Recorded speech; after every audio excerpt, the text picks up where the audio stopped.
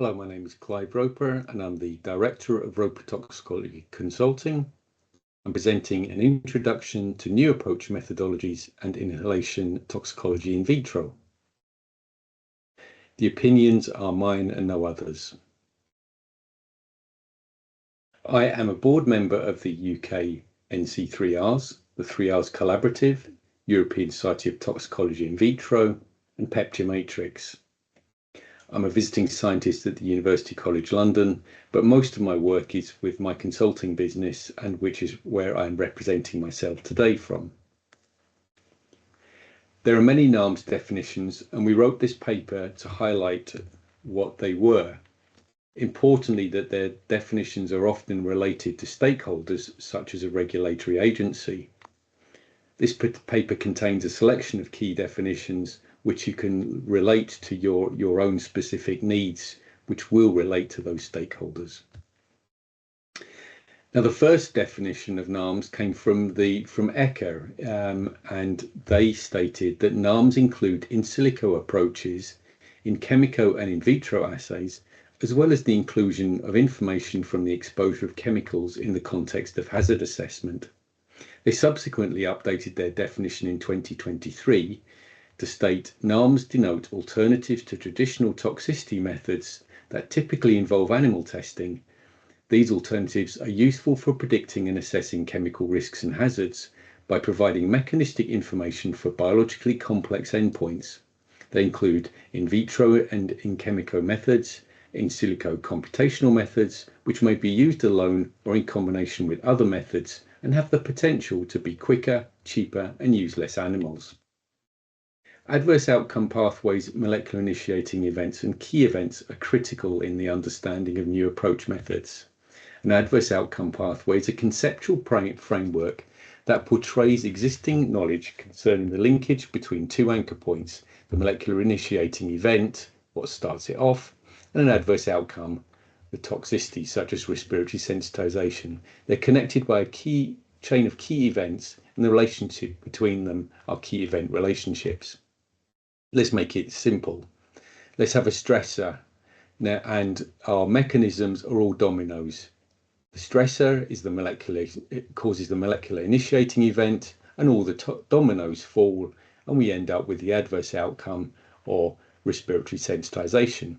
However, should one of the dominoes be missing, it stops the cascade and we stop getting that adverse event. Respiratory sensitization has been covered in an AOP 39, which you can find in the AOP wiki. It starts with covalent binding to protein, then activation of inflammatory cytokines, chemokines, cytoprotective gene pathways, dendritic cell activation, T cell activation, and results in a respiratory hypersensitivity response. Interestingly, that we can see there's a molecular initiating event, the covalent binding to protein. Then we have three key events throughout that, which need to take place to result in the adverse outcome, which is allergic respiratory hypersensitivity response. Regulatory context of use is essential as it explains the regulatory question it is designed to answer. Respiratory toxicity is not a context of use. It's too wide a toxicity to evaluate. Respiratory sensitization may not be a context of use. It can be if this can be covered in a single test. Dendritic cell activation is a context of use. Multiple contexts of use are brought together to capture an AOP, which are used to create tests for each key event to predict the adverse event, such as respiratory sensitization. We need a framework for developing robust new approach methods, and ICFAM suggested this. To have flexible, fit-for-purpose NARMS validation, we start with the context of use, and we end with independent review. Biological relevance is that we use the correct cells, and they're human. Technical characterization is we understand what the test is and how we're going to perform it, and we're very clear about defining and utilizing those tests. Data integrity is clear. We have to understand and control that data that we produce. And then we have to informed by information is transparently shared by publication. What is respiratory toxicology? The inhalation route of exposure in the human can be considerable for chemicals and formulations in liquid, vapor, powder, and nebulized forms. The upper respiratory epithelium is the first tissue that these inhaled materials directly interact with. Many chemicals, especially in vapor and nebulized forms, can reach past the conducting airways into the lower alveolar tissues. Further absorption into the systemic circulation can occur and may result in systemic toxicity. The human lung anatomy is complex, it's multi-organ.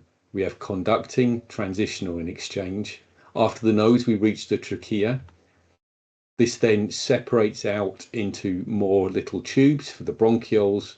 And if you imagine the trunk and the leaves of a tree, we end up with the alveolus. There are different cells involved. We have ciliated cells, goblet cells. This produces mucus and this moves them. You see that when you've got a cold, it comes out of your nose.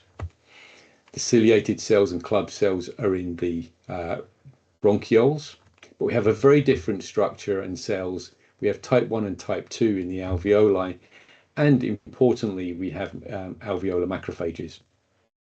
We have many test systems for the lung. The simplest models include the modified direct peptide reactivity assay, and Alexander will talk about that later.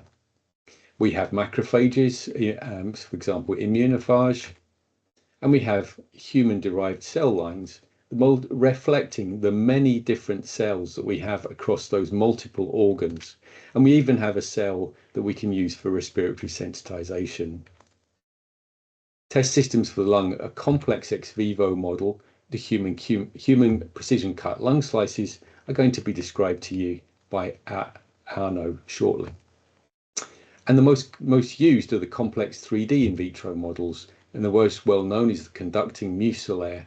As you can see, the cells are on a matrix plate, and below that we have media. You can see the cilia here, and you can see the very different cells.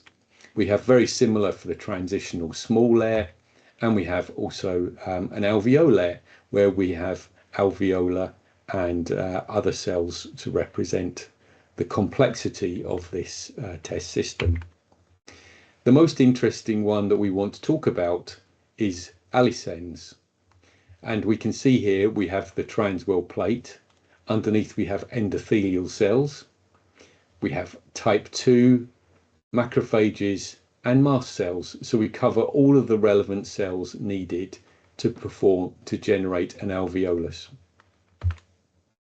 Allicins distinguish between protein sensitizers, chemical sensitizers, and respiratory irritants. And we're most interested here today to talk about chemical sensitizers. Again, Arno will give more detail. We can't really go without talking about the ECONAM report, which was published this month, the use of alternatives to testing on animals for the REACH regulation. Under REACH, animal testing is a last resort. Companies are required to use alternative methods where possible. NAMs are widely used, especially through adaptations like read-across, waving, and computational models. Adaptations are used more often than new experiments. There has been a continued shift from in vivo to in vitro testing, especially for skin and eye irritation. It recognizes that for some hazard endpoints, available methods are still lacking.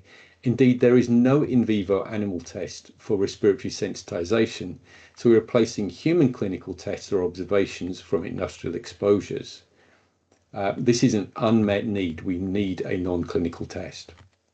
The report highlights the need to further develop, validate, and scale up NAMs. In conclusion, NAMs are in vitro, in chemico, and computational toxicology measurements used to predict toxicity without the use of animals or humans. An adverse outcome pathway is created to identify the mechanisms involved. The AOP is used to develop the mechanistic tests. Simple and complex human in vitro models are available for respiratory toxicology. Case studies are available for different toxicity endpoints. NAM tests are evaluated for robustness and biological relevance to support human safety assessment.